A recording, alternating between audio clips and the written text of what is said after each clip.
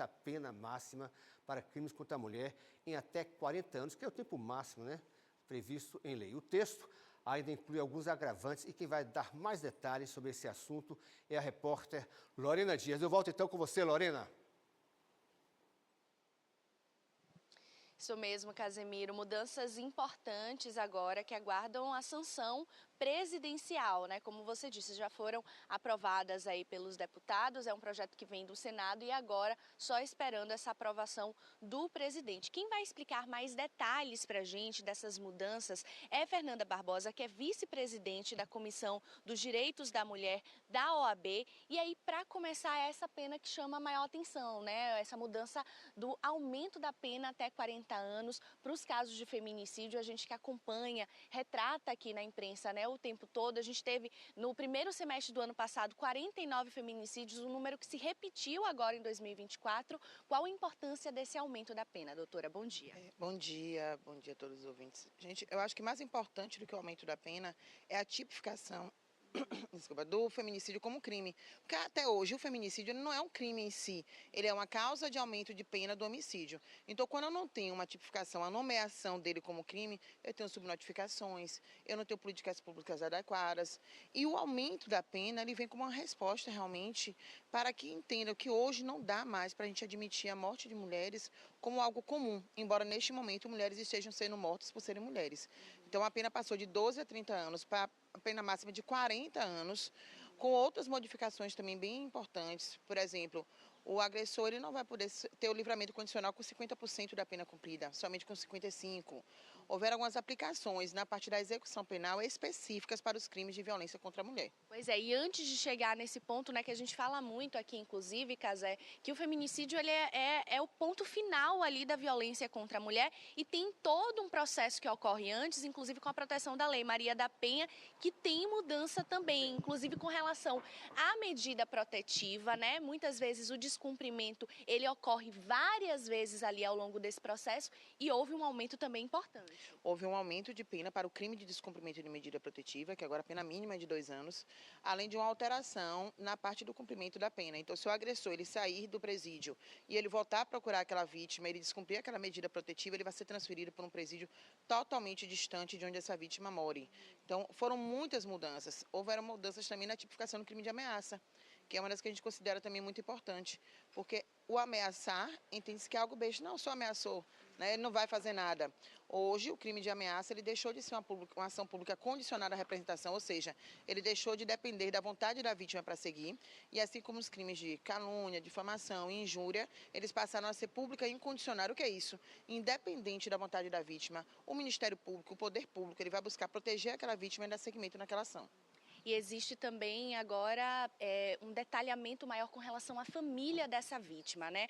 Por exemplo, Casemiro, é interessante a gente ter os exemplos, porque a gente está aqui falando desse assunto o tempo todo. Então, a gente teve o caso da cantora gospel, Sara de Freitas, né? Que o marido dela é o principal suspeito, né? O mandante aí do crime, Aderlan Mariano, e ele tinha solicitado, por exemplo, a guarda da filha do casal. E aí houve essa briga aí familiar.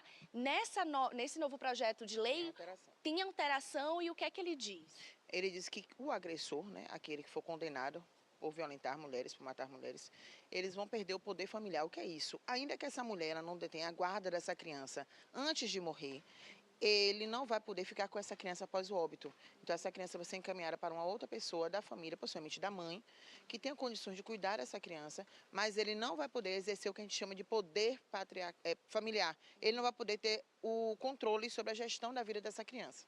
São muitas mudanças, Casé. Antes da gente finalizar, aproveitando que a gente está em período de eleição, por exemplo, a gente costuma ver alguns homens aí se candidatando, né, sendo até a favor da família, mas no seu histórico aí tem violência contra a mulher. E eu até ficava impressionada de saber, né, que isso era possível, mas agora a doutora Fernanda já estava me trazendo esse detalhe. Tem mudança também nesse sentido? Tem mudança também. Todos os agressores condenados por crime contra a mulher, em razão da mulher ser mulher, eles não vão poder se candidatar a cargos públicos. Além de se tornarem inelegíveis, eles se tornam também impedidos, inidôneos, né, para que concorram a cargos públicos, qualquer cargo público.